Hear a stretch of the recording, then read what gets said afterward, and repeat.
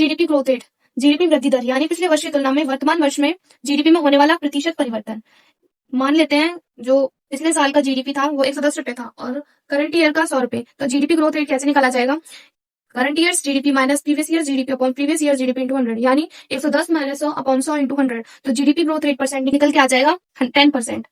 हमारी अर्थव्यवस्था में दो तरह की साइकिल होती है, एक तो विर्चुअस साइकिल और एक विशियस साइकिल।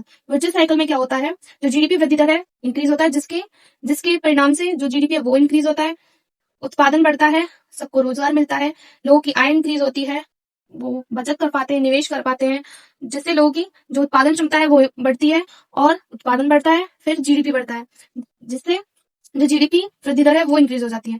तो ऐसे जो विर्चुअस साइकिल है वो रिपीट करने लगती है। और जो विशियस साइकिल होती है वो कोरोना के टाइम पर थी हमारे देश की अर्थव्यवस्था में। उसमें क्या होता है कि जीडीपी वृद्धि दर कम होती है, जैसे जीडीपी कम होता है, लोगों की जो है वो उत्पादन कम करते हैं, रोजगार कमी हो जाती है, लोगों की आय कम होती है, जैसे वो बचत कम कर पाते हैं, निवेश नहीं कर पाते, और जो उत्पादन क्षमता है वो कम होने लगती है, जिससे जीडीपी है वो कम हो जाता है और जीडीपी वृद्धि दर भी कम होने लगता है। ऐसे ये साइकिल रिपीट करने लगती है और ये कोरोना के टाइम में ये हमारे देश की अर्थव्यवस्था में विशेष साइकिल ही थी।